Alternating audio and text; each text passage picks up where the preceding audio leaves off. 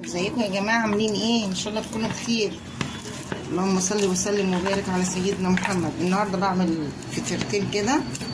دول نص كيلو دقيق يا جماعه، بس معلش النور كان مقطوع ساعه ما كنت بعمله، ف انا لسه في بدايه العجين يعني. دول نص كيلو دقيق، حطيت عليهم معلقه سكر وربع معلقه صغيره ملح وميه. الميه انا مدفياها، ودي الكوبايه هي اللي انا يعني بعاير بيها بس. ودلوقتي انا بعجنه اهو. لازم تعجنيه كويس عشان يعمل معاكي ايه، عرق حلو كده.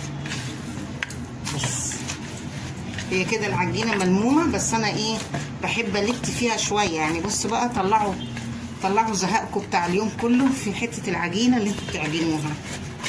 بس كل ما هتعجني كل ما هيديكي نتيجه افضل ونتيجه حلوه. كل ما تضربيه كده في الطبق وبتعجني فيه وبتهرسيه كده، كل ما بيديكي النتيجه الحلوه في الاخر. طلعي بقى غلبك فيه، غلب العيال بتاع طول النهار طلعيه في حته العجينه دي، بس هيديكي نتيجه حلوه. بصي انا ما بدلقش ميه كتير، انا مجرد ان انا ايه بحط ايدي في الميه كده وبسقسق حاجه بسيطه، بشربه كده حاجه بسيطه، يدي معاكي عرق ويبقى حلو قوي. بس هو ما بياخدش حاجه بصراحه. الفطيره دلوقتي يا جماعه وصلت ل 100 جنيه، طب وعلى ايه يعني؟ وهو نص كيلو دقيق او كيلو دقيق ب 18 ولا 19 جنيه، هيعمل لك 3 فطيرات ولا 4 فطيرات بومان على الاقل انت عاملاه بايدك يعني. لما تعمليه في البيت هيعمل لك الكيلو، الكيلو لو عايزاه صغيره حلوه كده يعني نفس على حلقه طبق كده، قد الطبق كده المقاس ده يعني، هيعمل معاكي 5 فطيرات. الكيلو هيعمل معاكي 5 فطيرات. عايزاها كبيره في صينيه مثلا مقاس 32 36، هيعمل لك 3 و3 مستريحين يعني. بس فالثلاثه بكام؟ الواحده دلوقتي ب 100 جنيه، الثلاثه ب 300 جنيه. انت هتجيبي كيلو دقيق ب 18، هنقول ب 20 وكوبايه سمنه. بس لو عندك قشطه اللبن حطي قشطه اللبن مع السمنه. هي بصوا العجينه، بصوا يا جماعه العجينه، بصوا العرق بتاعها، بصوا لسه عايزه تتعجن تاني. بصوا لما تتقطع معاكم كده اعرفوا ان هي لسه عايزه تتعجن تاني اهي. برضو شكشاق ميه تاني كده اهي. لازم نلت ونعجن يا جماعه. يلا يا جماعه ادوني، مين اللي ما عملش لايك وشير؟ عايزين الفيديو ده يوصل ل 5000 لايك يا جماعه. يلا يا اللي بتتفرجوا، انا شايفاكم محدش بيعمل لايك ليه؟ ادوني لايك عشان يوصلكم كل جديد. يلا يا حبايبي يا حلوين، وقولوا لي انت بتتكلموني من انهي بلد.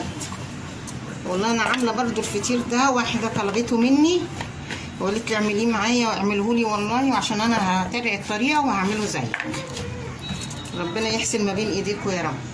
اهو كلنا بنتعلم من بعض والله يا جماعه. اهو كل ما عجنتيه حلو كل ما اداكي نتيجه افضل، والعرق بتاعها يبقى حلو كده وجميل. تاني يا جماعه، وقطعت الفطيره اهو برضو اهو.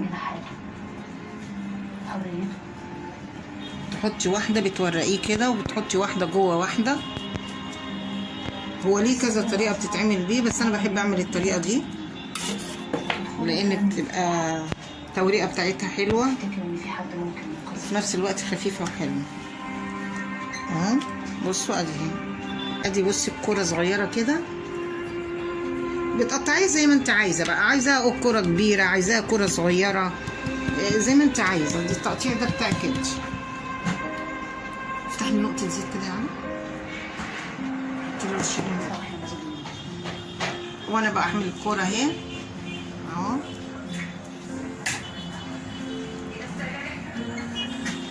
بفرد بفرد واحده كده وبركنها تستريح برضو شويه عشان تفرد معايا على طول. وادي التانيه اهي. انت بتفرديها بالزيت كده، الزيت بيجريها معاكي جامد وما يهمكيش انها اتقطعت. القطع ده يا جماعه ما فيهوش اي حاجه، كله بيتدارى جوه بعضيه. حبيبتي وحشتي. بقى الفطيره بعد ما اتخبزت يا جماعه جميله اهي، بس انا هسقيها باللبن. بصوا انا هسقيها باللبن قدامكم اهو.